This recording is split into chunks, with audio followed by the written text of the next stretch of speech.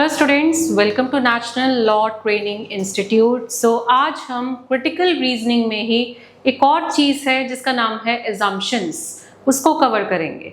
तो देखिए, हमने अभी तक क्या किया है, हमने पहले आर्ग्यूमेंट्स किए थे। आर्ग्यूमेंट्स का मतलब क्या होता है, जहाँ पे हम खुद को जस्टिफाई कर रहे हैं। उसके बाद हमने इन्फ्रेंस एंड कंक्लूजन एक साथ किए ताकि हम दोनों में फ़र्क समझ सकें। अब हम करने जा रहे हैं assumptions. So what is an assumption? Assumption का मतलब क्या है? तो देखिए, एजम्पशन एक सिंपल वर्ड मीनिंग फॉर्मेट में जरा सोचकर देखो, एजम्पशन क्या होता है। हम कई बार अपने फ्रेंड्स के साथ लड़ते हैं तो हम कहते हैं तुम तो खुद ही एज्यूम कर लेते हो, ऐसा नहीं था, है ना। क्या मतलब है इसका? कुछ सपोज कर लेना, कुछ मान लेना, कुछ एज्यूम कर लेना, कुछ फॉर ग्रांटेड ले लेना। ठीक है, एजम्पशन जो है वो एक ऐसी चीज़ है जो हम सपोज करते हैं। तो आज हम डिस्कस करेंगे एजम्पशन बेस्ड क्वेश्चंस। स्टार्ट करते हैं आज का सेशन, और ये है हमारा फाल्कॉन बैच क्लैट 2026 की रीजनिंग की नेक्स्ट क्लास। सो एजम्पशन, जैसा कि मैं आपको बता रही थी, assumption is basically to suppose something. ठीक है, एजम्पशन जो है वो आपका मेनली क्या होता है,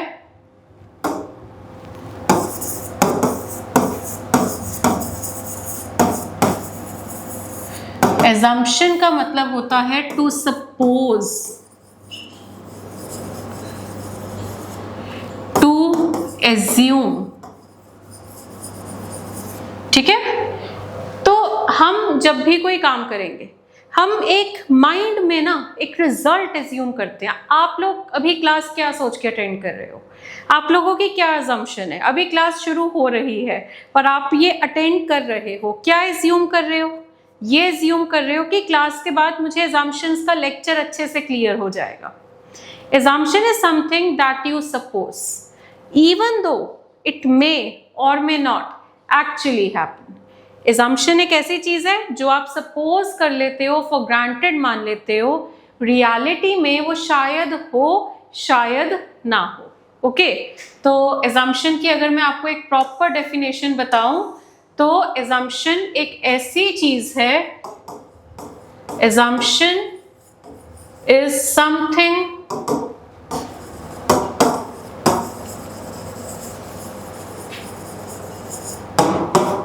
that you suppose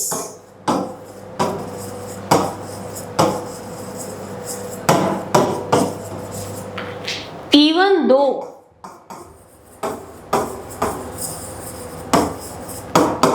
it may or may not actually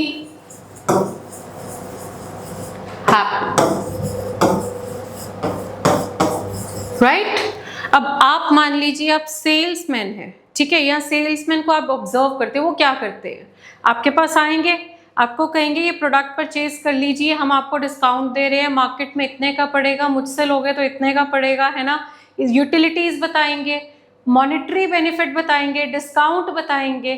क्या वो आपको वो प्रोडक्ट इस वजह से बेच रहे हैं कि आपका पैसों का फायदा हो या आप अच्छी क्वालिटी की चीज यूज करो? एक्चुअल मोटिव तो उनका वो नहीं है। एक्चुअल मोटिव क्या है कि उनको अपना टारगेट पूरा करना है। उनको टारगेट मिला हुआ है कि इतनी ड्यूरेशन में इतने यूनिट सेल आउट करने हैं, तो उनका हिडन मोटिव होता है कि टारगेट उनको पूरा करना है। ठीक है, तो वो आपको सेल आउट कर रहा है, वो आपको प्रोडक्ट को बेच रहा है, ये सपोज करके कि अगर वो ऐसी बातें बोलेगा कि अगर वो ये बोलता है कि आपको सस्ता पड़ेगा, अगर वो बोलता है मार्केट में ऐसा प्रोडक्ट नहीं है, वो ये सब ये एज्यूम करके बोल रहा है कि आप उसकी बात से कन्विंस हो जाओगे और कन्विंस होकर उसके प्रोडक्ट को परचेज कर लोगे, जिससे कि उसका टारगेट पूरा होगा। So assumption is something that you suppose, उसने सपोज किया है, even though it may or may not actually happen. Now depends वो कन्विंस कर पाता है कि नहीं। सो शायद वो कन्विंस कर पाए, शायद वो कन्विंस ना कर पाए। ओके, सो ये होती है assumption.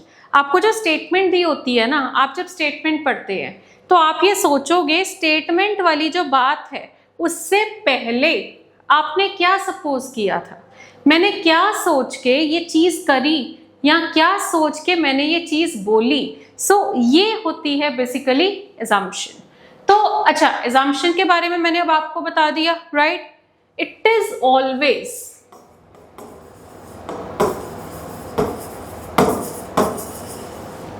the positive opinion, it is always the positive opinion। assumption हमेशा एक आपका पॉजिटिव ओपिनियन होता है ना। What is a positive opinion? आप लोग क्या करते हो, आपकी स्टेटमेंट में आपको नॉट दिखता है ना, आप कहते हो नेगेटिव है। नॉट के आने से वो एक नेगेटिव ओपिनियन नहीं बन जाता, नॉट के आने से वो सिर्फ एक नेगेटिव सेंटेंस है। ओके, सो पॉजिटिव ओपिनियन का मतलब होता है कि सोच पॉजिटिव होनी चाहिए, थॉट पॉजिटिव होना चाहिए, इंटेंट पॉजिटिव होना चाहिए। अगर मैं कह रही हूँ वन शुड नॉट स्मोक, अब मैं इस स्टेटमेंट में चाहे नॉट वर्ड को यूज कर रही हूँ, है ना, बट मैंने क्या बोला, वन शुड नॉट स्मोक। मेरा ओपिनियन तो पॉजिटिव है, मेरी सोच तो पॉजिटिव है ना। तो ये इसका मतलब है, it is always a positive opinion. तो ये होता है assumption, ठीक है। इसमें आपकी सोच जो है वो हमेशा पॉजिटिव वाली ही मानी जाएगी। नेगेटिव सोच या नेगेटिव ओपिनियन जो आपका होगा वो हमेशा कैंसिल आउट होगा। Okay, so this is called assumption। And one more thing, आपकी जो स्टेटमेंट है, assumption should be related to the given statement. आप अगर कुछ सपोज कर रहे हैं तो सपोज करने के बाद स्टेटमेंट वाली बात ही आपने करी हो या बोली हो। So assumption should be related to the given statement. Okay, so this is called assumption, right? So I hope आप सबको ये अच्छे से क्लियर हो गया होगा कि assumption क्या होती है। बाकी क्वेश्चंस के साथ करेंगे और अच्छे से समझ आएगा। और बाकी एक और बात मैं कहना चाहूँगी आपको कि यहाँ पे भी आपका जो थॉट प्रोसेस है, मैंने आपको डे 1 ही बोल दिया था, क्रिटिकल रीजनिंग में आपका जो थॉट प्रोसेस है वो बहुत पॉजिटिव होना चाहिए। एक ऐसी पर्सनालिटी दिमाग में सोच लो जिसको आप समझदार मानते हो। जैसे एक महात्मा गांधी का एग्जाम्पल है। तो महात्मा गांधी की अप्रोच क्या है, उनकी क्या पर्सनालिटी है, कि वो समझदार है, कि वो जल्दी अग्रेसिव नहीं होते, जल्दी कुछ नेगेटिव नहीं बोलते, समझदारी से बोलते हैं और समझदारी से एक सोल्यूशन निकालते हैं। तो वो एक आप जो है करेक्टर जो है उसमें एंटर कर सकते हो खुद को। आप जो है उस पर्सनालिटी के हिसाब से आपने इन क्वेश्चंस को सॉल्व करना है। ओके, सो अब एक एग्जांपल भी मैं देती हूँ। जैसे कि फॉर एग्जांपल मैं आपको बोलूँ कि you all are preparing for your exams. assumption दी हुई है you will crack your exam. Second, you will not crack your exam. Third, you are wasting your time. तो you will crack your exam is something that you want and is something that you supposed before starting the preparation। तो cracking your exam जो है वो एक valid assumption है। Exam का clear ना होना या टाइम वेस्ट करना वो नेगेटिव ओपिनियन है। सो आई होप अब तक हमने जो डिस्कशन करी है वो आपको काफ़ी हेल्प करी होगी ये समझने में कि assumption क्या होती है। So now let us start with the first question। आपको एक बार ना मैं क्वेश्चन का फॉर्मेट दिखाना चाहूंगी। ये देखिए, आपका क्वेश्चन कुछ इस तरह से होता है।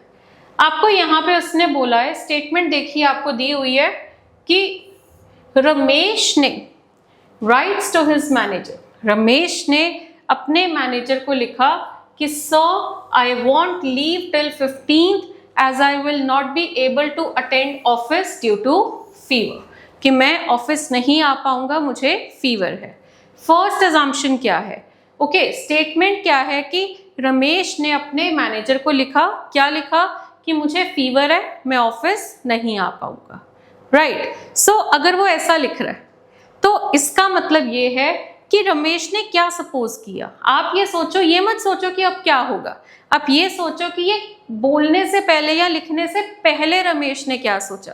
तो अगर वो अपने मैनेजर को ये लिख रहा है, अगर आप छुट्टी मांग रहे हो तो आप यही सपोज कर रहे हो ना कि छुट्टी मिल जाएगी, that you will get the leave, है ना।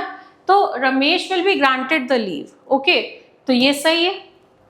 अब आप कहोगे गारंटी थोड़ा है छुट्टी मिलेगी कि नहीं। जिस चीज़ की गारंटी नहीं होती वही तो assumption है। जिस चीज़ की गारंटी होती है दैट इज कंक्लूजन या inference. But assumption is something that we suppose. तो रमेश ये सोच कर लिख रहा है कि मुझे छुट्टी मिल जाए. This is something that he wants. This is something that he wishes to happen. And that's why this is something that he suppose. Okay, कि ऐसा हो. He will get well by 15th. Again true. Even though it may or may not actually happen. बोला था ना मैंने, assumption is something that you suppose even though it may or may not actually happen. तो यहाँ पे तो उसने लिखा कि I want leave till 15th, और ये क्या सजेस्ट कर रहा है कि उसको ऐसा लग रहा है कि वो 15 तक बिल्कुल सही हो जाएगा. ठीक है, he will get well by 15th. Third में क्या कह रहे हैं? He will not be granted the leave. Now this is a negative opinion. ये गलत है. तो आंसर इसका क्या होगा? Both 1 and 2 follows. कि आपका फर्स्ट एंड सेकंड जो है वो बिल्कुल सही है. Okay, now the second question.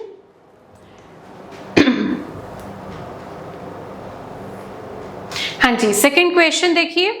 आपको स्टेटमेंट में बोल रहा है कि जो स्कूल नोटिस बोर्ड है उसमें क्या लिखा जा रहा है कि mobile phones are not allowed in the class. Class में मोबाइल फोन्स जो है वो अलाउड नहीं है.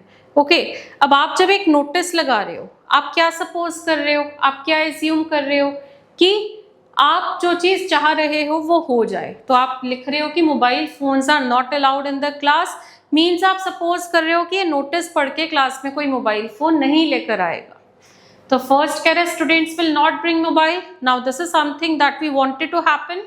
Second, students will still bring mobile. Now ये गलत है. अगर हम ये एज्यूम कर रहे हैं कि वो तब भी फोन लेकर आएंगे तो फिर हम ये कर ही क्यों रहे हैं, है ना. सो फर्स्ट सही है, सेकंड गलत है. तो आंसर इसका क्या होगा? Only 1 is implicit. इम्प्लिसिट का मतलब होता है इम्प्लाइज, या सिंपल कि स्टेटमेंट 1 जो है, सॉरी assumption 1 जो है वो करेक्ट है. राइट. सो आई होप आपको ये क्लियर होगा. आगे बढ़ते हैं. Third one. नाउ ये भी कुछ नोटिस फॉर्मेट का ही है. आपको कह रहा है कि होर्डिंग में क्या लिखा है कि parking is not allowed here. आपको एक होर्डिंग मिली है जहां पे लिखा जा रहा है कि यहाँ पर पार्किंग अलाउड नहीं है. First assumption, after reading the hoarding people will still park their vehicles here. कि होर्डिंग पढ़ने के बाद भी लोग वहां पे पार्क करेंगे व्हीकल्स. सेकंड कह रहा है people will not park their vehicles there. Okay, अब यहाँ पे आप क्या लिख रहे हो कि parking is not allowed here. क्या सपोज करके लिखा कि लोग वहां पे अपना व्हीकल पार्क ना करें.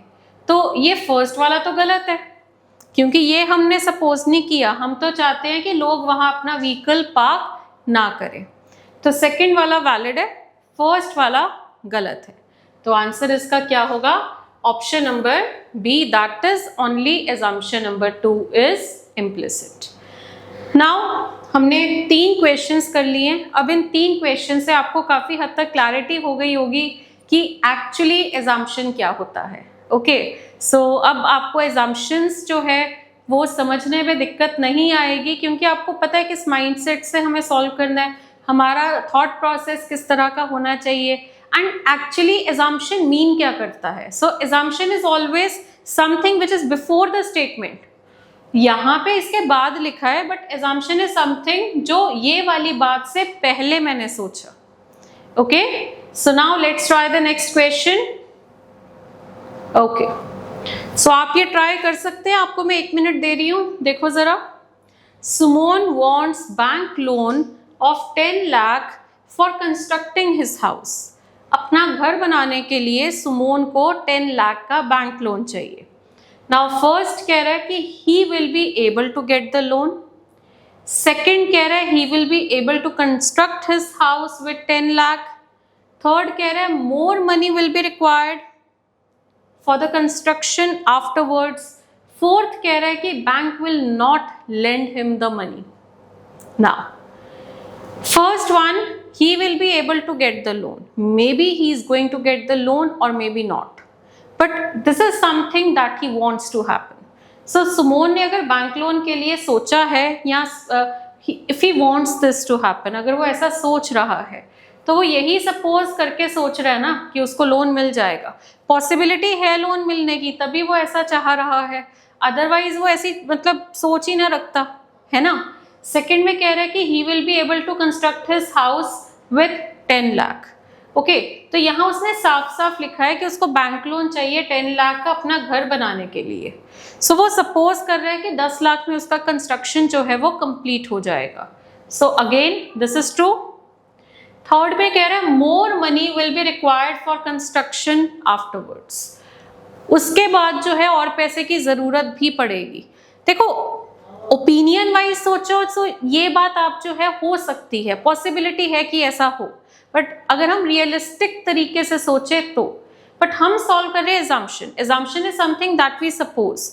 पर अगर सुमोन ने ये सोचा है कि 10 लाख चाहिए उसको कंस्ट्रक्शन के लिए, तो उसने ये नहीं सोचा, उसने ये बिल्कुल भी एज्यूम नहीं किया कि बाद में उसको और पैसे की जरूरत होगी, नहीं तो फिर वो पहले ही ज्यादा लोन ना ले लेता, है ना। फोर्थ कह रहे हैं बैंक उसको पैसे नहीं देगा, ये भी गलत है। अगर ऐसा होता फिर वो ऐसा सोचता भी ना कि वो लोन ले ले, कुछ और सोचता, कुछ और सोर्स ऑफ इनकम बनाता, है ना। तो यहाँ पे हमारा आंसर क्या होगा, both 1 and 2 follows।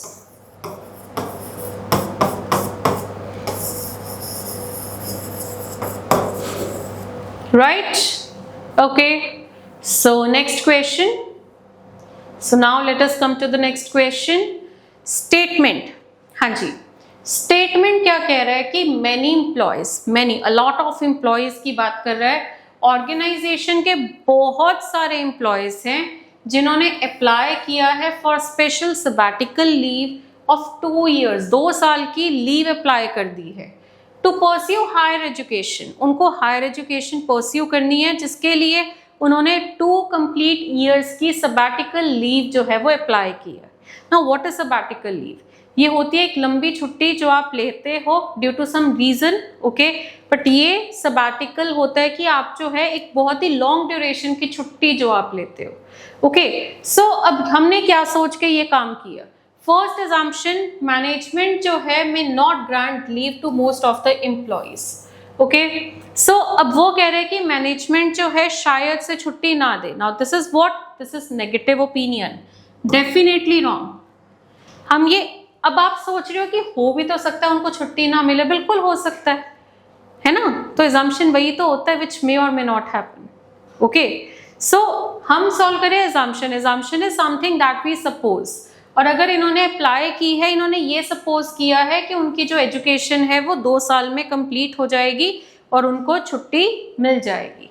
So first वाला गलत है, सेकंड वाला ट्रू है, इसीलिए इसका आंसर होगा option number B which says only assumption number 2 is implicit, right? Okay, so next question। हाँ जी, 6th वाला देखिए, आपको क्या कह रहे हैं स्टेटमेंट में यहाँ पे कि the college administration has instructed, college की जो एडमिनिस्ट्रेशन है उसने इंस्ट्रक्ट किया है सभी स्टूडेंट्स को कि वो सेल फोन यूज करना ना बंद कर दे within the college premises. College premises में सेल फोन यूज करना वो बिल्कुल बंद कर दे।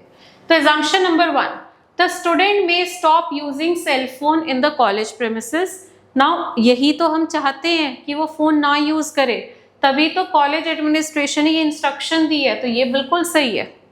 This is something which we want even though it may or may not happen, right. The students may continue to such cell phones in the college premises. हम ये तो नहीं चाहते, हम चाहते हैं वो बंद कर दे, है ना। तो ये चाहते हैं, इसीलिए हमने ये काम किया। तो फर्स्ट ट्रू है, सेकंड गलत है। तो आंसर होगा A option which says only assumption 1 is implicit। देखो assumption की ना एक इतनी सी प्रॉब्लम है, क्योंकि हम कई बार ना मिक्स कर देते हैं what we want and what will happen में। What we want is an assumption and what will happen is a conclusion। इन दोनों में डिफरेंस है। आपकी स्टेटमेंट में जो चीज बोली गई है, आपने कुछ सोच के वो बात बोली, वो assumption है। अब स्टेटमेंट में जो बात बोली है उसके बाद जो होगा वो आपका इन्फ्रेंस होता है या कंक्लूजन होता है। सो ये क्लैरिटी रखनी है, क्योंकि जब हम assumption को टिक या क्रॉस कर रहे होते हैं ना, बच्चे माइंड में ये सोचते हैं कि हो भी तो सकता है, तो वो वाला एंगल ही नहीं है, assumption में वो वाला एंगल ही नहीं है। क्या हो सकता है ये वाला एंगल तो तब सोचना है जब हम कंक्लूजन सॉल्व करते हैं। assumption में हमारा एंगल ही टोटली डिफरेंट है। assumption में हम ये सोचते हैं कि हमने ये जो किया ये किस मोटिव से किया, right. Okay, next.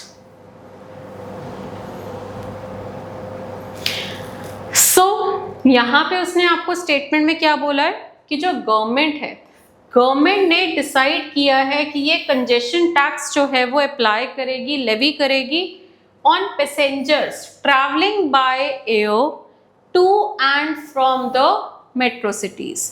Now government ने डिसाइड किया है कि वो कंजेशन टैक्स जो है वो लेवी करेगी, ठीक है, ऑन पैसेंजर्स, उन पैसेंजर्स पे जो कि ट्रैवल करते हैं by air to and from the metro cities. Now आपके पास है यहाँ पे देखिए दो एजम्पशंस। अब कंजेशन टैक्स होता क्या है, पहले तो वी नीड टू अंडरस्टैंड। देखो ये क्वेश्चंस में ना एक एक चीज का मतलब पता हो ये बहुत जरूरी है। सो कंजेशन टैक्स क्या होता है, ये एक वो टैक्स है जो आप अप्लाई करते हैं या लगाते हैं ट्रैफिक हैंडल करने के लिए। ट्रैफिक को हैंडल करने के लिए जो टैक्स लगाया जाता है उसको बोला जाता है कंजेशन टैक्स। ओके, ट्रैफिक को हैंडल करने के लिए जो टैक्स लगाया जाता है उसको हम क्या बोलते हैं, कंजेशन टैक्स। ओके, सो अब यहाँ पे वो कह रहा है कि गवर्नमेंट ने डिसाइड किया है कि वो कंजेशन टैक्स लगाएगी और कहाँ पे, उन पैसेंजर्स पे जो कि ट्रैवल कर रहे हैं बाय एयर, मेट्रो सिटीज को जा रहे हैं या मेट्रो सिटीज से आ रहे हैं, उन लोगों पे। तो क्या एज्यूम किया, अब देखो वैसे ही नॉर्मली अगर हम देखें कोई भी टैक्स, कंजेशन टैक्स छोड़ो, नॉर्मली कोई भी टैक्स, चाहे वो इनकम टैक्स हो या जीएसटी हो, कोई भी फॉर्म का टैक्स क्यों लगाया जाता है। देखिए टैक्स जो है लगाने से पहले गवर्नमेंट दो एंगल लगाती है, दो एंगल से सोचती है। पहला एंगल कि वो जिन पे वो टैक्स अप्लाई कर रही है क्या वो टैक्स पे कर पाएंगे। अब इनकम टैक्स में स्लैब्स होती है। स्लैब्स क्या होती हैं कि आपको वहाँ पे ये कम इनकम वालों का टैक्स जो है वो कईयों का तो निल्ली होता है, ज़्यादा इनकम वालों का टैक्स ज़्यादा होता है ना। तो वो जो स्लैब्स होती है वो क्यों बनी है, सो दैट एक ह्यूमन या एक पर्सन कोई भी वो उसी हिसाब से टैक्स पे करे जितना वो दे सकता है। अब आप जो है 30% टैक्स जो है वो मिडिल क्लास या लोअर क्लास से थोड़ा ले सकते हो, समझ रहे हो मेरी बात। 30% टैक्स ऑन इनकम वही दे सकता है जिसकी इनकम अच्छी है। सो ये स्लैब्स तभी बनी है। सो टैक्स जो है वो फिक्स करने से पहले ये देखा जाता है। अब जैसे कि आप लोग घूमने जा रहे हो तो आप हाईवे को यूज कर रहे हो, तो हाईवे पे वो टोल टैक्स होता है। अब वो टोल टैक्स क्यों होता है, और आपने देखा होगा वहां पे 4 व्हीलर्स पे होता है, 2 व्हीलर्स पे टोल टैक्स नहीं लगता, 4 व्हीलर्स पे लगता है। टोल टैक्स क्यों होता है, क्योंकि वो आपसे जो पैसे ले रहे हैं in the form of toll tax वो इन रिटर्न है for the benefits they are offering. आपको इतनी अच्छी रोड मिल रही है, वेल मेंटेन्ड रोड मिल रही है, आपको कोई खड्डे नहीं है उस रोड में, है ना। ये जो सर्विसेज आपको दे रहे हैं कि आप जो है स्मूथली वहां पे ट्रैवल कर पा रहे हो हाईवे पे, ये जो सर्विसेज आपको दे रहे हैं उसके बदले में ही तो टोल टैक्स आपसे लेते हैं ना। सो टैक्स जो है मेनली आपको कोई यूटिलिटी प्रोवाइड करने के लिए ही आपसे लिया जाता है ना। सो 2 व्हीलर्स पे नहीं होता टोल टैक्स। आपने देखा होगा वो लेफ्ट साइड में वो एक वो जगह होती है पतली सी, वहां से साइकिल वाले भी निकल रहे होते हैं और 2 व्हीलर्स भी निकल रहे होते हैं, क्योंकि उनको लाइबिलिटी नहीं है टोल टैक्स पे करने की। क्यों, क्योंकि वही बात आ गई ना, जो बंदा साइकिल पे जा रहा है वो क्या टोल टैक्स देगा।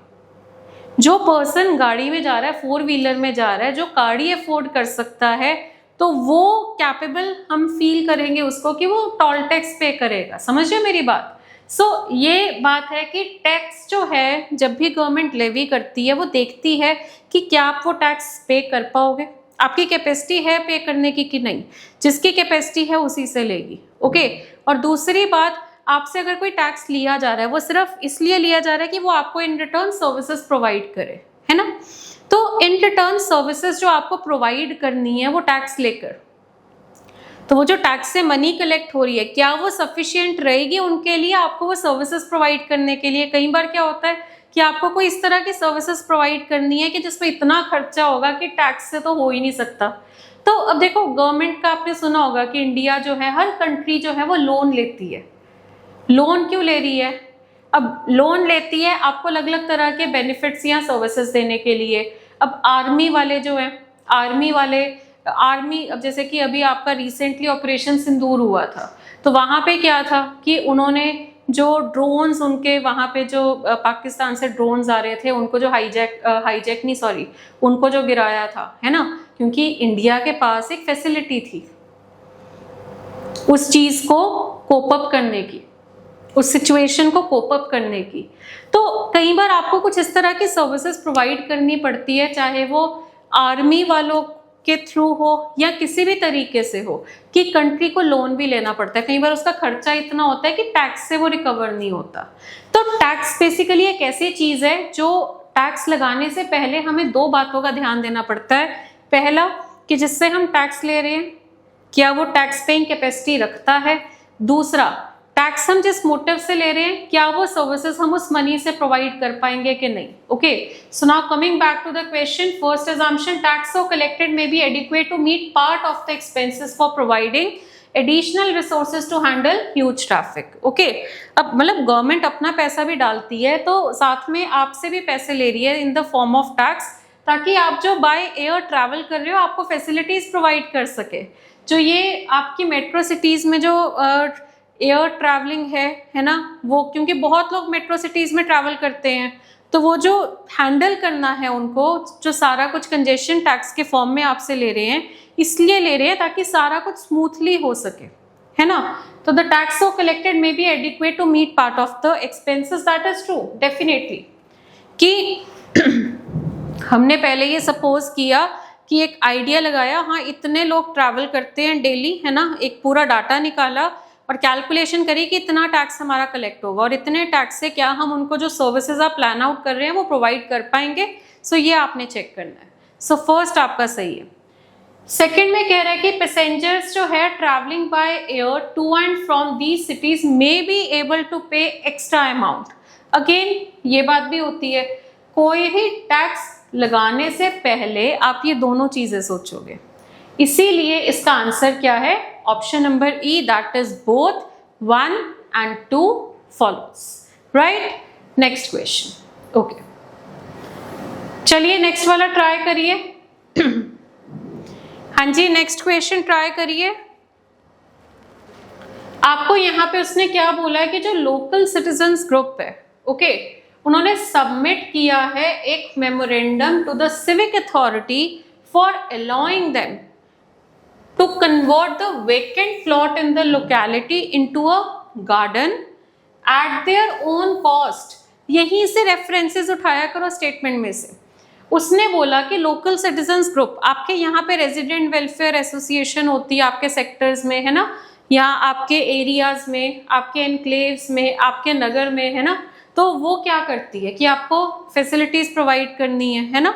सो द लोकल सिटीजन्स ग्रुप ने सबमिट किया है एक memorandum to the civic authority.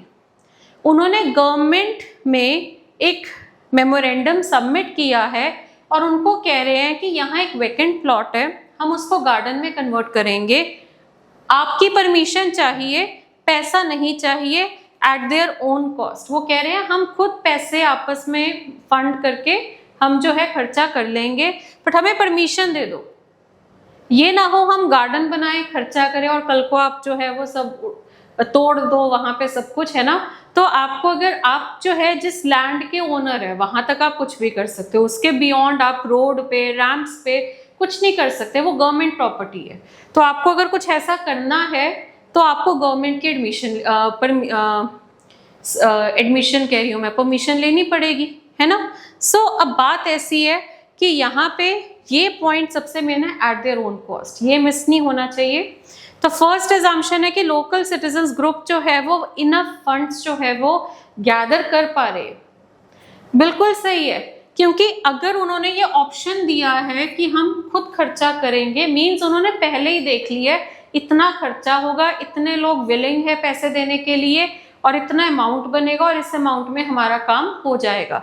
ये सब उन्होंने पहले ही सेल्फ एनालिसिस कर लिया है, उसी के बेसिस पे वो गवर्नमेंट को कह रहे हैं कि हम खर्चा कर लेंगे, जस्ट हमें परमिशन दे दो। फर्स्ट ट्रू है। सेकंड में कह रहे हैं सिविक अथॉरिटी जो है उनकी रिक्वेस्ट शायद नहीं मानेगी, may not accede to the request of the local citizen group. Now this is wrong. Okay, उन्होंने ये तो नहीं सोचा, उन्होंने सोचा कि हम अगर परमिशन मांग रहे हैं तो हमें मिल जाए। अगर उनको लगता परमिशन मिलेगी नहीं, अगर वो ये सपोज करते फिर वो ये थोड़ा करते है ना, फिर वो रिक्वेस्ट थोड़ा करते, अगर उनको पहले ही पता होता परमिशन नहीं मिलेगी। तो सेकंड गलत है, फर्स्ट सही है। आंसर होगा इसका ऑप्शन नंबर ए, जो कि क्या कहते हैं, only one is implicit. Okay, next question. हाँ जी, नेक्स्ट क्वेश्चन देखिए। उसने आपको बोला यहाँ पे स्टेटमेंट में कि most of the private companies have decided against awarding annual increase in the salaries of their employees for the previous year due to the current economic situation. Statement पे ध्यान दीजिए, वो कह रहा है कि जो बहुत सारी प्राइवेट कंपनीज हैं उन्होंने क्या डिसाइड किया है, against, have decided against awarding annual increase in the salaries. ठीक है, against awarding annual increase in the salaries of their employees for the previous year due to कि उनकी अभी जो है इकोनॉमिक सिचुएशन अच्छी नहीं है, तो वो सैलरी में हाइक नहीं दे रहे हैं, एनुअल इंक्रीमेंट जो मिलता है वो नहीं दे रहे हैं। और क्यों नहीं दे रहे हैं, क्योंकि अभी उनकी सिचुएशन थोड़ी इकोनॉमिक सिचुएशन ठीक नहीं है।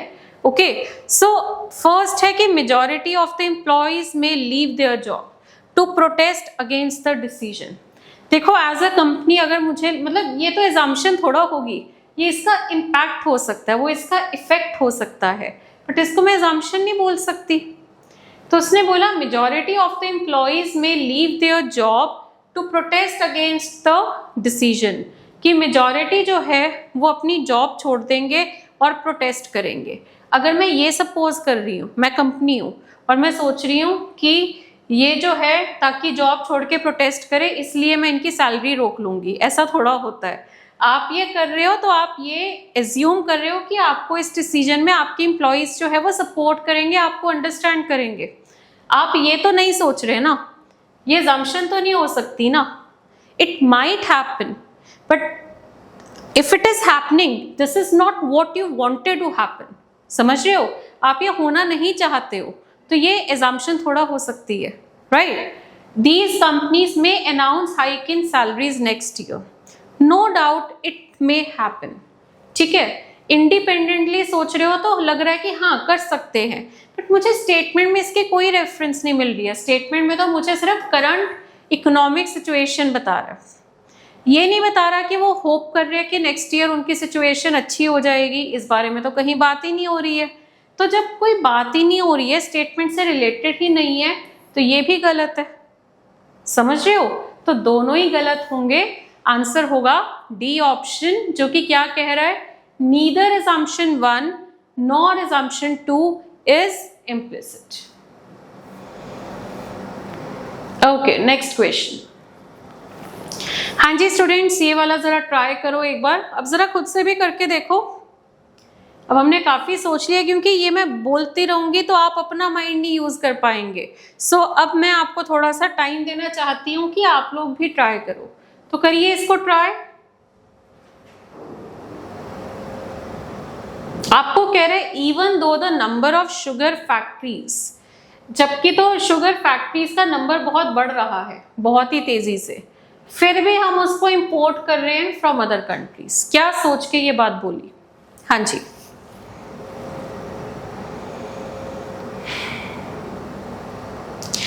देखिए बात ऐसी है कि फैक्ट्रीज बढ़ रही है, फिर भी इंपोर्ट कर रहे हैं। इंपोर्ट का मतलब क्या? बाहर से खरीदना।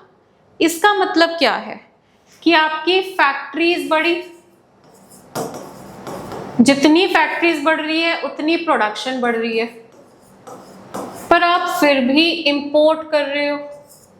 वो तभी पॉसिबल है कि अगर आपकी प्रोडक्शन से भी ज्यादा डिमांड है, मतलब आपकी प्रोडक्शन चाहे बढ़ रही है पर आप डिमांड को अभी भी मैच नहीं कर पा रहे हो, इसी वजह से आपको अभी भी इंपोर्ट करना पड़ रहा है, इवन आफ्टर कि शुगर फैक्ट्रीज जो हैं वो बहुत ही फास्ट रेट पे इंक्रीज हो रही है। तो फर्स्ट assumption क्या है? Even the increased number of factories may not be able to meet the demand of sugar in India. True. This is the reason कि शुगर फैक्ट्रीज इतनी बढ़ गई हैं फिर भी डिमांड फुलफिल नहीं हो पा रही, जिस वजह से हमें इंपोर्ट करना पड़ रहा है। ठीक है, डिमांड फॉर शुगर में इंक्रीज सब्सटैंशियली इन फ्यूचर।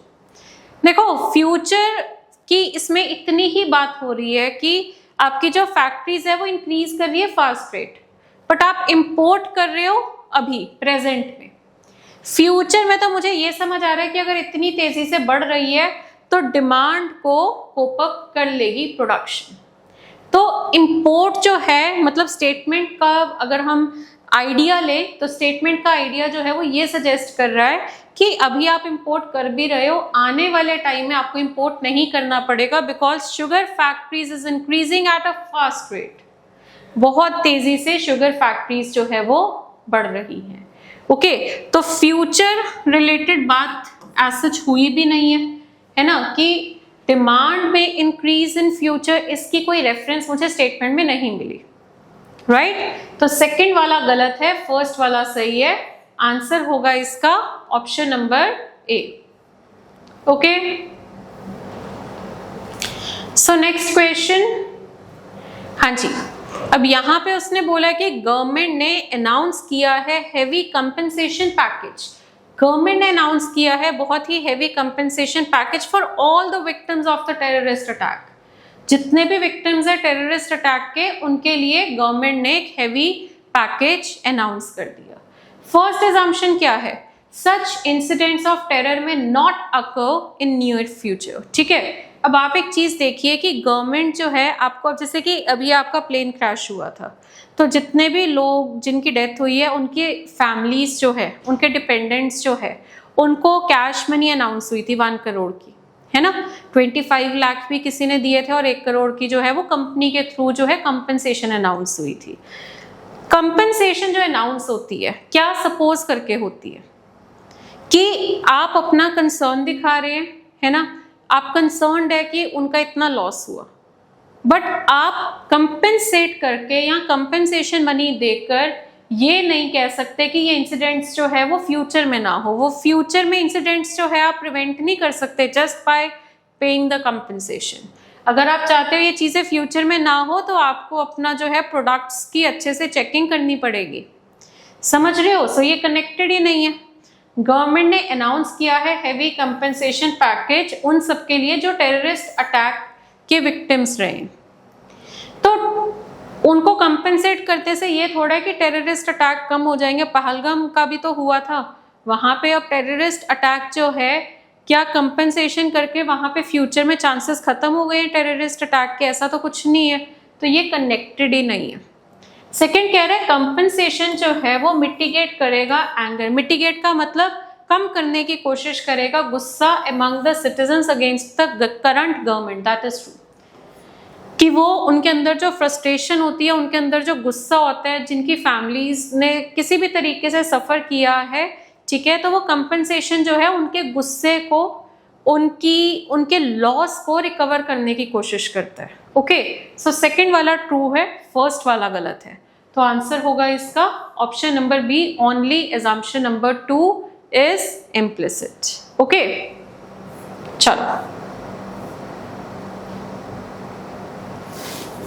चलिए नेक्स्ट वाला देखिए। आपको स्टेटमेंट दी हुई है कि बहुत सारी ऑर्गेनाइजेशंस है जो कि स्विच कर रही हैं online mode of examination.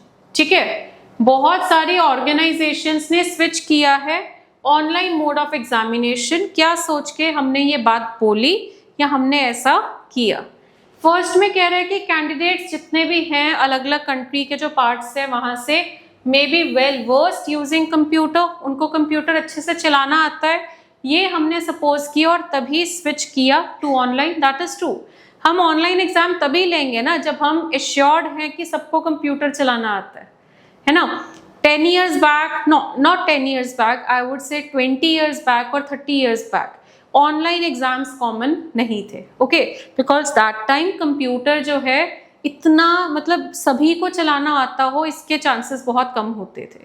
But presently आपकी हर चीज़ जो है ऑनलाइन है, आपके मैक्सिमम टेस्ट जो है सब कुछ ऑनलाइन होता है, बिकॉज दे नो कि अब सब कंप्यूटर चला सकते हैं।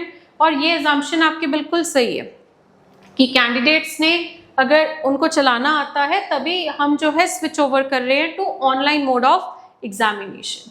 सेकेंड में कह रहा है कि ऑनलाइन मोड ऑफ एग्जामिनेशन जो है वो ज़्यादा कैपेबल पर्सोनल रिक्रूट करने में हेल्प करता है।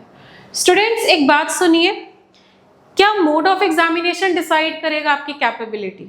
That means you are saying जो 30-40 ईयर्स बैक रिक्रूटमेंट्स होती थी या जो एग्जाम्स होते थे वहाँ पे ज़्यादा कैपेबल बंदा रिक्रूट नहीं होता था, या फिर आज की डेट में भी कुछ एग्जाम्स अभी भी हैं जो ऑनलाइन नहीं होते, ऑफलाइन होते हैं, तो उन एग्जाम्स में क्या कम कैपेबल बंदा रिक्रूट हो रहा है? तो ये लॉजिकल नहीं है, बिकॉज मोड ऑफ एग्जामिनेशन जो है आपका, मोड ऑफ एग्जामिनेशन जो है वो कैपेबिलिटी डिसाइड नहीं करता।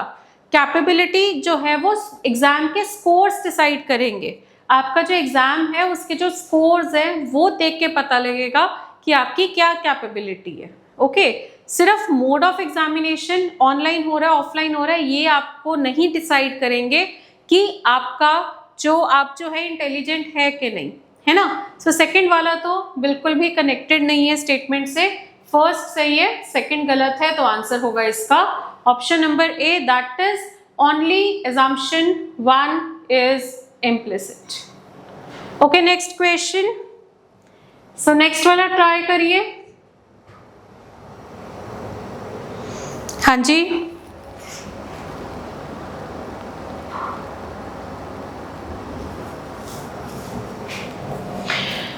चलिए नेक्स्ट वाला ट्राई करिए। Government has decided to relocate all the factories from the city with immediate effect to reduce pollution. Government ने क्या डिसाइड किया है कि वो रीलोकेट करेगी। रीलोकेट का मतलब यहाँ से यहाँ एक जगह से हटा के दूसरी जगह शिफ्ट कर देना फैक्ट्रीज को इमीडिएटली। क्यों? ताकि पोल्यूशन जो है वो रिड्यूस किया जा सके। तो फर्स्ट assumption क्या कह रहा है कि pollution in the city will get controlled. एक बात सुनिए, अगर गवर्नमेंट डिसाइड कर रही है फैक्ट्रीज को, अब आप सोचो कि फैक्ट्रीज कैसे रीलोकेट हो सकती है। मतलब आप कहीं ना कहीं जो सोच रहे हो, कहीं ना कहीं आप ठीक है लॉजिकल बात सोच रहे हो, बट एक प्रॉब्लम क्रिटिकल रीजनिंग में हमेशा रहेगी। हम कभी स्टेटमेंट को गलत नहीं बोल सकते।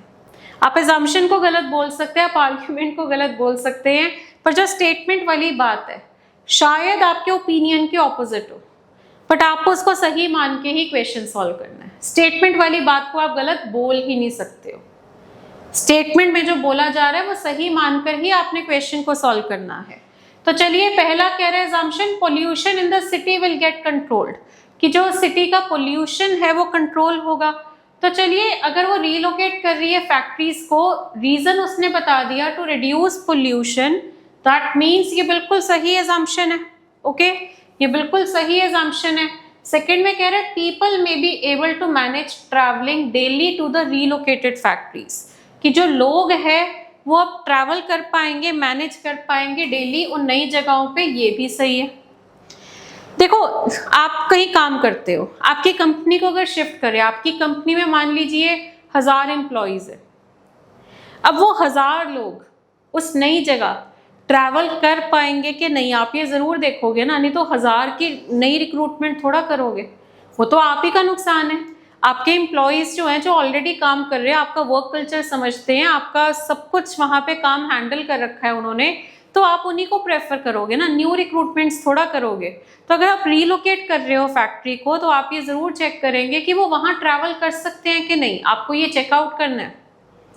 ठीक है, सो ये दोनों चीज़ों का आपको ध्यान रखना पड़ेगा कि एक तो पोल्यूशन जो है सिटी में कंट्रोल होगा, ये सपोज किया हमने तभी ये काम किया, क्योंकि ये तो डायरेक्टली हमें स्टेटमेंट में हिंट मिल गया इसका। और सेकंड भी सही है कि लोग जो है ट्रैवल कर सकेंगे कि नहीं, ये आप देखोगे और तभी आप जो है ये काम करोगे। तो ये दो चीज़ों को ध्यान में रखते हुए आपने ये स्टेटमेंट वाली चीज़ या स्टेटमेंट वाली बात कर देनी है। तो आंसर इसका क्या होगा? Both assumptions 1 and 2 are implicit। अच्छा मैं आपको जरा ना एक बार ऑप्शन देखो, ऑप्शन आई होप आपको क्लियर है। 5 ऑप्शन है। ए ऑप्शन जब आपका फर्स्ट सही है, मैंने शुरू में इसलिए नहीं बताया था क्योंकि आप रिलेट ना कर पाते, अब आप रिलेट कर पा रहे हो। इन दोनों में से अगर पहला सही है तो A option only assumption 1 is implicit। अगर दूसरा सही है तो B option only assumption 2 is implicit। अगर मान लीजिए दोनों एट अ टाइम एक साथ सही नहीं हो सकते, आपको लगता है कि दोनों में से एट अ टाइम एक ही चीज सही हो सकती है, तो सी ऑप्शन जो कि कह रहा है ईदर 1 और 2 इज implicit। अगर आपको लग रहा है दोनों सही है तो आप बोलोगे बोथ आर implicit, और अगर आपको लग रहा है दोनों गलत है तो आप बोलेंगे neither 1 not 2, that is option number D. Okay, next question. चलिए नेक्स्ट वाला ट्राई करिए।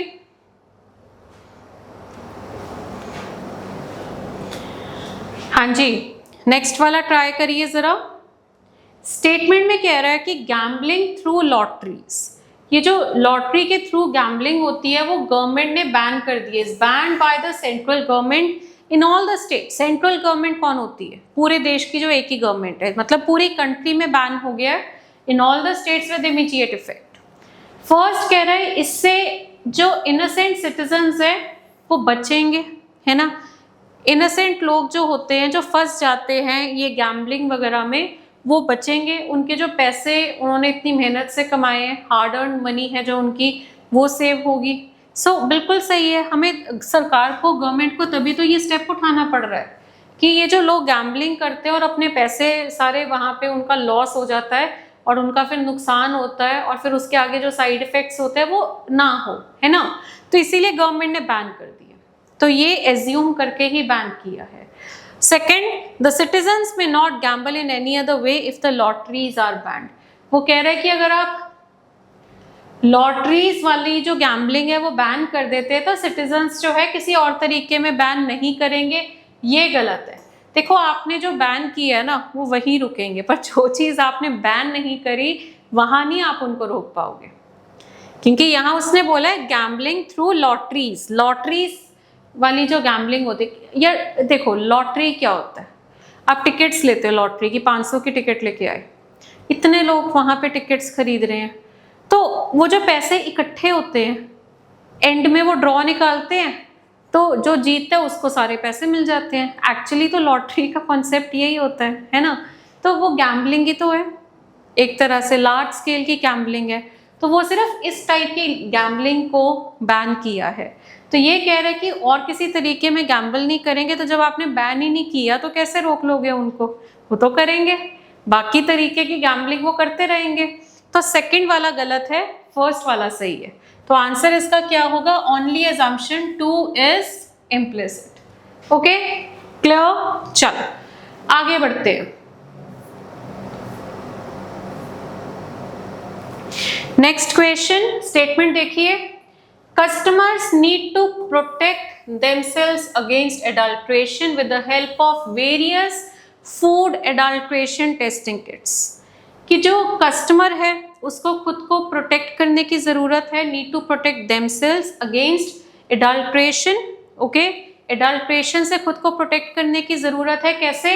कुछ फूड एडल्ट्रेशन टेस्टिंग किट्स की मदद से। तो फर्स्ट assumption क्या है कि government seems unable to carry out the responsibility.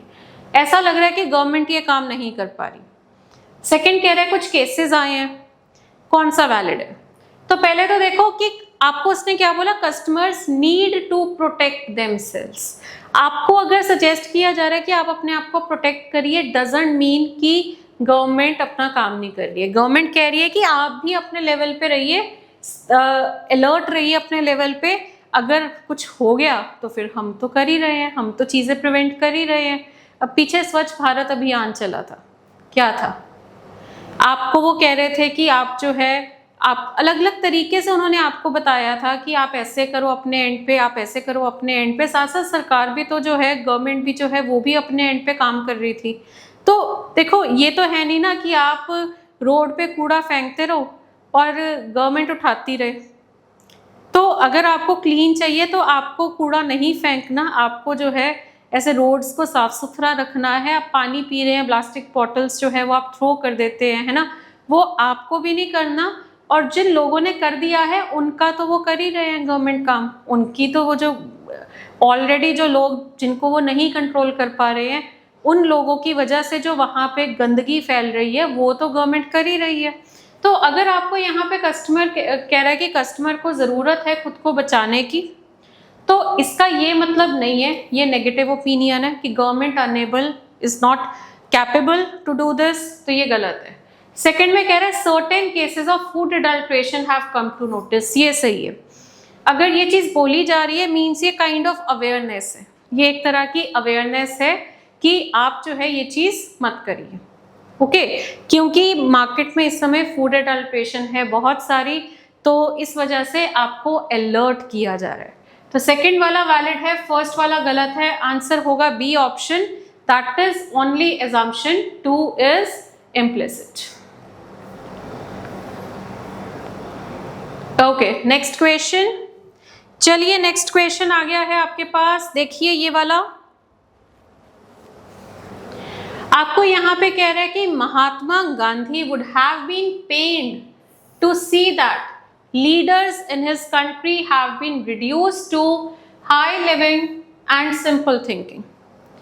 Mahatma Gandhi जो हैं उनको काफ़ी दुख होगा ये देखकर कि यहाँ के जो लीडर्स हैं वो क्या सोचते हैं, उनका लिविंग स्टैंडर्ड हाई है एंड थिंकिंग थॉट प्रोसेस बहुत बेकार है, ठीक है, instead of the other way round, कि ऐसा नहीं होना चाहिए, इसका उल्टा होना चाहिए उनके हिसाब से। क्या सपोज करके ये बोला गया है? तो पहला कह रहा है वो फादर ऑफ नेशन है। बच्चे ये फैक्ट है, फादर ऑफ नेशन है, तो इसका ये मतलब नहीं है कि एक ओपिनियन को गलत हम ठहराए, है ना। तो ये कनेक्टेड नहीं है स्टेटमेंट से, ये तो सिर्फ एक फैक्ट है। ये हमारी वांट, हमारी सपोज करना या फिर हमारी जो है विश नहीं हो सकती। सेकेंड में कह रहा है कि Mahatma Gandhi believed in simple living and high thinking, that is true. उसने बोला ना instead of the other way round, तो वो लिविंग सिंपल और थिंकिंग हाई में बिलीव करते थे, पर आजकल के लीडर्स की थिंकिंग सिंपल है और लिविंग हाई है, उल्टा हो रखा है। तो ये सेकंड वाला वैलिड है, ठीक है।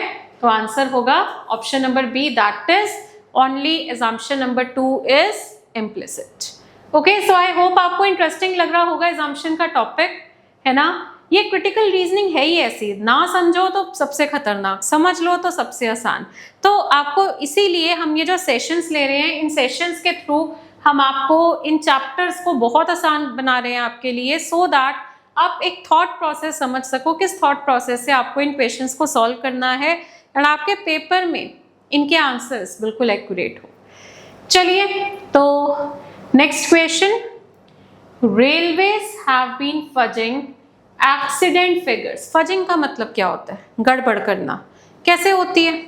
या तो एक्सीडेंट कम हो रहे हैं वो ज़्यादा दिखा रहे हैं, या ज़्यादा हो रहे हैं वो कम दिखा रहे हैं। अब वो हम क्वेश्चन के कंटेक्स्ट में देखेंगे कि किस तरह से की है फजिंग। तो रेलवेज जो है वो फजिंग कर रही है एक्सीडेंट फिगर्स की for years in order to paint a rosy picture of their safety performance. इस हिसाब से फजिंग कर रही है कि ऐसा लगे कि सेफेस्ट मोड है। और सेफ्टी कैसे दिखती है? हाँ जी, सेफ्टी दिखेगी आपको लेस एक्सीडेंट से, यानी कि फजिंग करके एक्सीडेंट कम दिखाए जा रहे हैं, यानी असलियत में, रियलिटी में एक्सीडेंट ज़्यादा है, और फजिंग करके यानी कि फेक फिगर्स दिखा रहे हैं कि एक्सीडेंट कम हो रहे हैं। तो ये हमें समझ आ गया कि ये वाली फजिंग जो है ये किस तरीके से हो रही है कि रियलिटी में एक्सीडेंट हो रहे हैं ज़्यादा। अगर सच में कम हो रहे होते हैं तो हम रियल फिगर्स दिखाते हैं ना। फजिंग का मतलब तो होता है मिस इंटरप्रिटेशन, और अगर हम इस तरीके से कर रहे हैं कि हम सेफ्टी दिखाना चाहते हैं तो फिर हम तो इस तरह के मिस इंटरप्रिटेशन कर रहे हैं कि एक्सीडेंट फिगर्स को हम घटा रहे हैं। तो चलिए, फर्स्ट कह रहे हैं these days railway accidents are very common. Correct, common है तभी रियलिटी में ज़्यादा हो रहे हैं, और तभी आपको फजिंग करनी पड़ रही है, और तभी आपको सेफ्टी दिखानी पड़ रही है कितने एक्सीडेंट्स हो रहे हैं, और लोग बहुत कंसर्न्ड है कि आपका सेफेस्ट मोड है कि नहीं है। सेकंड कह रहे हैं पैसेंजर्स प्रेफर सेफ्टी। ट्रू, यही बात मैं आपसे कर रही थी। तो पैसेंजर की प्रेफरेंस है तभी हमें फजिंग करनी पड़ रही है। अगर उनकी प्रेफरेंस ही ना होती सेफ्टी तो हमें फजिंग भी नहीं करने की जरूरत थी। तो बस दोनों के दोनों वैलिड है, तो आंसर इसका क्या होगा, बोथ इम्प्लिसिट, यानी both assumption number 1 and 2 are implicit। Okay, so next question. हाँ जी, अगला क्वेश्चन देखिए, आपको कह रहा है स्टेटमेंट में कि जो गवर्नमेंट ऑफ इंडिया है उन्होंने रिक्वेस्ट किया है फॉर अ लोन के लिए रिक्वेस्ट किया है from the international bank for reconstruction and development. Okay, government of India ने रिक्वेस्ट किया है लोन के लिए from the international bank for reconstruction and development towards the cost of the construction works for widening the existing 2 lane to 4 या 6 lane of the national highway। कि highway जो है अभी तो देखो existing 2 लेन है, तो वो उसको 4 या 6 लेन बनाना चाहते हैं, और इसके लिए वो बनाने के लिए उन्होंने लोन की रिक्वेस्ट करी है। कहाँ पे, IBRD। तो फर्स्ट कह रहा है कि IBRD will provide, IBRD may or may not provide, but this is something that we suppose कि अगर हम वहां पे उनको रिक्वेस्ट कर रहे हैं, ये सपोज करके कि अगर हम रिक्वेस्ट करेंगे तो लोन मिल जाएगा। सो ये ट्रू है। Number of vehicles is increasing in India. Okay, अब यहाँ पे ना कईयों को लगेगा ये काफी कंफ्यूजिंग है सेकंड वाला, कईयों को लगेगा ये सही है, कईयों को लगेगा ये गलत है। चलो एक बार सोच लो, आपको सही लग रहा है कि गलत, फिर मैं बताऊंगी। ओके, सो आई होप आपने सोच लिया होगा अपना आंसर। अब मेरा आंसर सुनो, ये गलत है। Number of vehicles is increasing, how? Is it production, is it sale, is it usages? हमें क्या पता, हो सकता है प्रोडक्शन हो रही हो ज्यादा, तो प्रोडक्शन बढ़ने से रोड्स पे सारे व्हीकल आ जाएंगे, जरूरी थोड़ा है। सेल ज्यादा हो रही है बट रोड पे व्हीकल्स आ जाएंगे सेल की वजह से, जरूरी थोड़ा है। तो वो व्हीकल्स का जो नंबर बढ़ रहा है किस तरीके से, क्वालिटी, वो हमें नहीं पता, तो ये इसीलिए डायरेक्टली कनेक्टेड नहीं है। ओके, ये थोड़ा क्लैरिटी कम है इस एजम्पशन में, इसीलिए ये आपका गलत होगा। फर्स्ट ट्रू है, इसीलिए इसका आंसर होगा option number A, that is only assumption number 1 is implicit. So I hope ये क्लियर हो गया होगा। चलो आगे बढ़ते हैं नेक्स्ट क्वेश्चन की तरफ। अगला देखो, people think nothing of spitting out from a moving bus, throwing empty chips packets by the roadside and dropping banana skins from the car window and even flushing construction debris down the sewer lines। देखो वो कह रहा है कि लोग जो है नहीं सोचते हैं इन चीज़ों को करने से पहले, जैसे कि बनाना खा के रोड पे वो उसका जो पील है वो फेंक देंगे, जो सबको पता है कि स्लिपरी होता है, किसी का ऊपर पैर आ जाए तो वो स्लिप हो सकता है। या फिर जो स्वेयर लाइंस होती है वहाँ पे जो कंस्ट्रक्शन, जैसे पत्थर आप कहीं तोड़ रहे हो कुछ, तो वहाँ पे वो जो सीमेंट का वो कलेक्शन होता है सारा, अपने स्वेयर लाइंस में कर दिया, वो ब्लॉक हो जाती हैं। तो ये ऐसी चिप्स पैकेट्स, आप रोड साइड चिप्स खाए, गाड़ी से बाहर फेंक दिए, कोक पी, गाड़ी से बाहर उसका वो बॉटल फेंक दिया आपने। सो वो कह रहा है कि वो कंसर्न्ड है कि लोग ये सब करने से पहले सोचते नहीं है। क्या सोच के वो बोल रहा है? तो फर्स्ट कह रहा है people lack civic sense, true, उसके हिसाब से पीपल लैक सिविक सेंस, तभी वो कह रहा है ऐसा। सेकंड में कह रहा है speaker no civic sense, true, उसको पता है तभी वो उनको जज कर रहा है, अगर उसको खुद को ही ना पता होती तो वो उनको कैसे जज करता। तो ये दोनों सही है, तो आंसर इसका क्या होगा, both assumption 1 and 2 are implicit। Okay, next question. हाँ जी, नेक्स्ट देखिए, there were no tickets to this show but entry was restricted, कि शो में कोई टिकट्स नहीं है बट फिर भी एंट्री की रिस्ट्रिक्शन है। assumption number 1, organisers know who are to be allowed in the show. ठीक है, ऑर्गेनाइजर्स को पता है कि हमें शो में, एक सेकेंड, ऑर्गेनाइजर्स को पता है कि हमें शो में किसको अलाउ करना है। सेकंड कह रहे हैं कि there are ways possible other than that through tickets to restrict the entry in the show. Okay, so अब यहाँ पे आप एक चीज समझिए, वो कह रहे हैं कि शो में कोई टिकट्स नहीं थी, पर फिर भी एंट्री पे रिस्ट्रिक्शन थी, तो कोई तो क्राइटेरिया रखा होगा ना कि आप जा सकते हो, आप नहीं जा सकते हो, ये सिलेक्शन का। तो फर्स्ट कह रहे हैं ऑर्गेनाइजर्स को पता है शो में किसको आने देना है, ट्रू। जो ऑर्गेनाइजर्स है उनको पता है, इसलिए टिकट्स वाला सिस्टम ही नहीं रखा। और वो कह रहे हैं कि टिकट्स के अलावा और भी तरीके होते हैं, तो वो तो इन्होंने किया होगा, तभी ऐसा हुआ कि बिना टिकट्स के भी आप रिस्ट्रिक्ट कर रहे हो, मतलब टिकट नहीं है, रिस्ट्रिक्शन है। तो यानी टिकट्स के अलावा कोई और तरीके भी होते होंगे रिस्ट्रिक्ट करने के एंट्री। तो ये दोनों असम्पशंस वैलिड है, ये दोनों एज्यूम करके ही ये बात बोली गई है, और इसीलिए इसका आंसर होगा E option, that is both assumption 1 and 2 are implicit. Okay, so ये था आपका आज का सेशन। आई होप assumptions, देखो ये फोर्थ है एक तरह से, लेक्चर आपका आज थर्ड है, बट ये फोर्थ कैटेगरी है आपकी क्रिटिकल रीजनिंग की। पहले हमारा क्या था, पहले हमारा था सबसे पहले तो आर्ग्यूमेंट, जहां पे आप अपने आप को करते हो जस्टिफाई। उसके बाद कंक्लूजन और इन्फ्रेंस। कंक्लूजन जो है जो कि डायरेक्टली स्टेटेड होता था, इन्फ्रेंस होता था जो इनडायरेक्टली स्टेटेड होता था, है ना, मतलब इनडायरेक्टली हम जो है वहां से इन्फर करते थे something which is not stated in the given statement but can be inferred, okay, वो inference होता था। अब हमने assumption किया, तो इन चारों में डिफरेंस आपको क्लियर हो गया होगा। आर्ग्यूमेंट में तो आप अपनी बात ही जस्टिफाई करते हो, assumption is something which is before the statement and conclusion and inference is something which is after the statement। okay, so ये I hope आप सबको अच्छे से क्लियर है, right? assumptions के क्वेश्चन अब आप कर लोगे, बट होमवर्क मैं हमेशा देती हूँ, आज भी दूंगी। चलिए, सो ये है आपका आज का होमवर्क, और अब होमवर्क सबमिट कैसे करना है, कमेंट्स में। आपने मुझे कमेंट्स में बताना है कि आपके हिसाब से इसका आंसर क्या होगा। सो this is your homework, comments में बताइए कि आपके हिसाब से इस केस में इन दोनों assumptions में से सही assumption कौन सी होगी, right? Okay, and now again I would say कि देखिए ये प्रैक्टिस साथ साथ करते रहिए, क्योंकि आप इसकी जितनी, क्योंकि ये अब आपको थॉट प्रोसेस मैंने समझा दिया, बट यहाँ क्या हो रहा है, मैं क्वेश्चन शो करी और साथ ही साथ डिस्कस करी। ऑलमोस्ट कुछ में मैंने आपको थोड़ा सा गैप भी दिया ट्राई करने का, बट आप जब खुद से नहीं करोगे ना चीज़ें, तब तक नहीं समझ आएगा। ये तो एक मूवी है जो आपके सामने चल रही है ना, अपना माइंड अप्लाई करना पड़ेगा और उसके लिए आपको प्रैक्टिस करनी पड़ेगी। तो प्रैक्टिस करिए थोड़े से क्वेश्चंस और देखिए आंसर्स अब आपके सही आते हैं कि नहीं आते हैं। Okay, so this is the end of lecture. I hope you all like the session, and अगर आपको आज का सेशन पसंद आया है तो लाइक ज़रूर करिए। This is Tanvi signing off. Thank you so much.